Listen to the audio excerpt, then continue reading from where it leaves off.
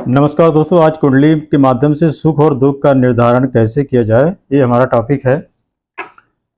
आज सब प्रत्येक व्यक्ति अपने जीवन के बारे में जानना चाहता है कि उसके जीवन में सुख रहेगा कि दुख रहेगा, और सभी की इच्छा होती है कि उनका जीवन सुखी रहे और दुख का उनके जीवन में लेस मात्र भी प्रवेश ना हो। इसी को जोशी तरीके से कैसे समझे, आज हम कुंडली के माध्यम से जानने का प्रयास करते हैं।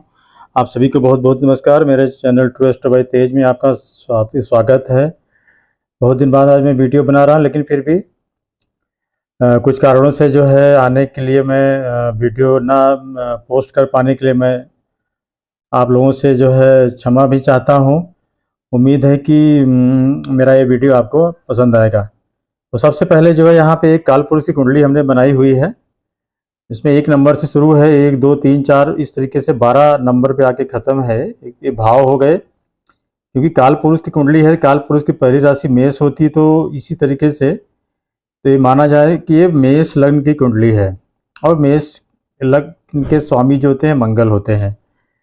और इस तो सबसे पहले जो है विचार करते हैं कि सुख के बारे में देखने के लिए क्या देखना चाहिए कुंडली में। तो चंद्रमा जो है सबसे महत्वपूर्ण होता है जीवन के में जो है। चंद्रमा जो कि मन का कारक होता है, चंद्रमा मनसो जाता कहा गया है।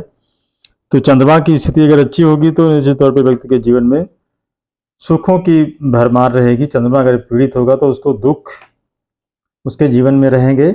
उसके अलावा लग्न का भी महत्व होता है। लग्न एक मतलब ये पूरा भाव लग्न हो गया, और इसके जो स्वामी है लग्नेश, लग्न का भी महत्व होता है, लग्नेश का भी होता है और चंद्रमा का होता है।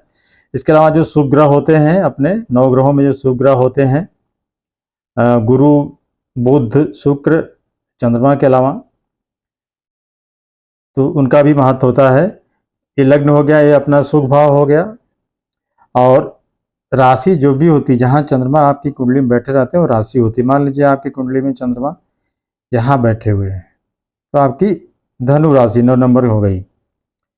तो आइए शुरू करते हैं। सबसे पहले जो है लग्न को चंद्रमा को देखते हैं। चंद्रमा की स्थिति अगर अच्छी है कुंडली में, तब निश्चित तौर से वो व्यक्ति के जीवन में सुख होगा।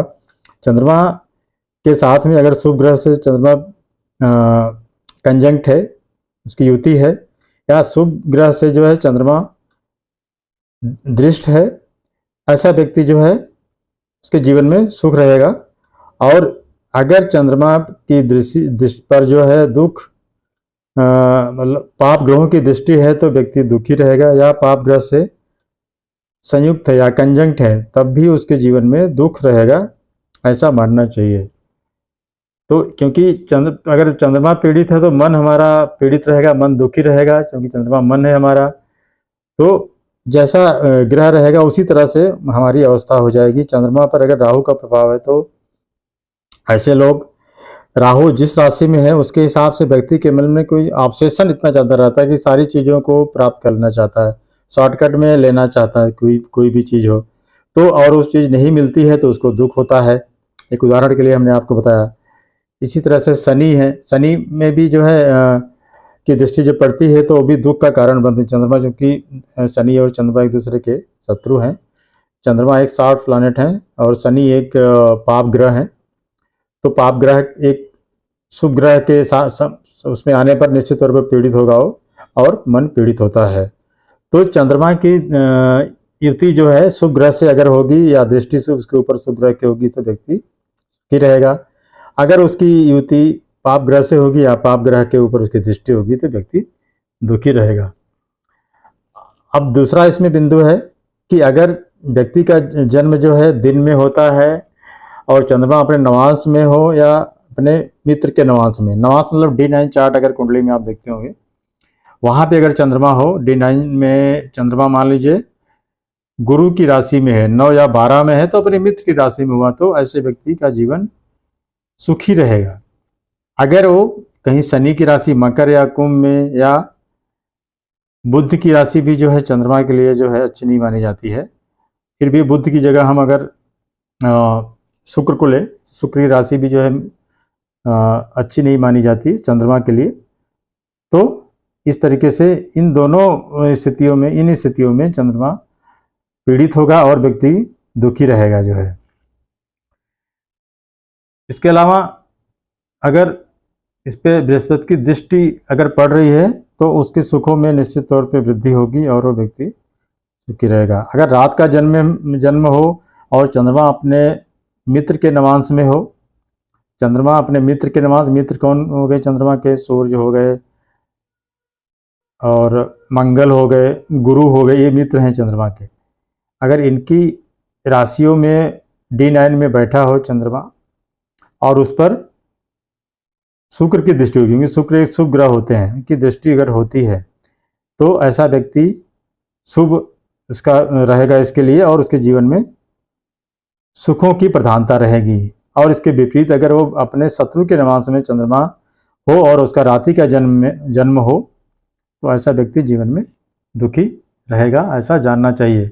उसके अलावा लग्नेश और चंद्र मतलब जन्मेश मीन की लग्नेश, लग्न के स्वामी मतलब जैसे यहाँ पे देखे तो मंगल हो गए, और राशि के स्वामी अगर मित्र हैं, राशि जैसे यहाँ पे देखते हैं उदाहरण के लिए 9 नंबर धनु राशि है, चंद्रमा और मंगल मित्र होते हैं। अगर उनके साथ दोनों हो तो उसको व्यक्ति को सुख मिलेगा। अगर इसी तरीके से अगर चंद्रमा और लग्नेश एक दूसरे के शत्रु हो, चंद्रेश और लग्नेश मतलब चंद्रमा की जो राशि जहाँ बैठे हैं, जैसे मान लीजिए यहाँ पे चंद्रमा बैठते हैं और यहाँ पे मंगल बैठे हुए लग्न है, तो मंगल और शनि जो है एक दूसरे के शत्रु हुए, तो ये ऐसे स्थिति में व्यक्ति दुखी रहेगा, उसके जीवन में सुख की प्रधानता नहीं रहेगी, दुख रहेगा, ऐसा मानना चाहिए। उसके अलावा ये भी देखना चाहिए कि चंद्रमा जिस राशि में हो और जिस राशि का लग्न है, ये दोनों भाव बली होने चाहिए, या इन दोनों के जो स्वामी है बली हो, या भावों का भी बल देखा जाता है। और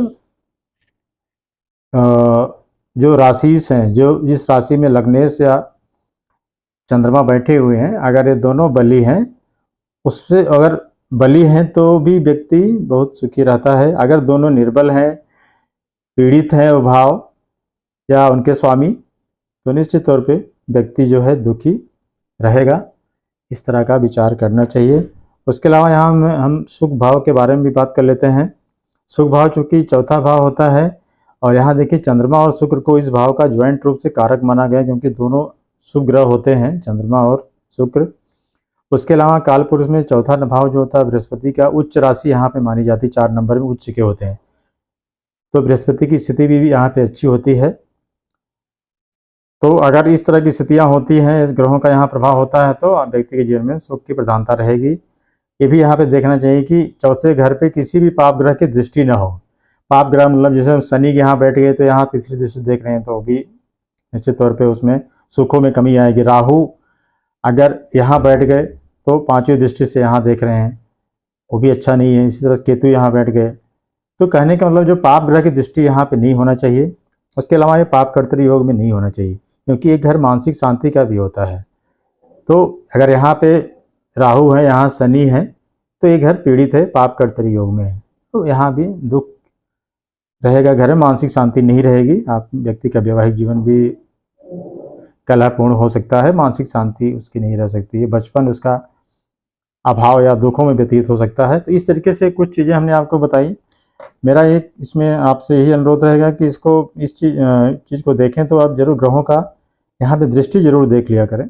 अगर कोई पाप ग्रहों की दृष्टि है चंद्रमा पर, लग्नेश पर, लग्न पर या सुख के भाव पर, तो व्यक्ति का जीवन सुखी नहीं रहेगा, दुखों की प्रधानता ज़्यादा रहेगी।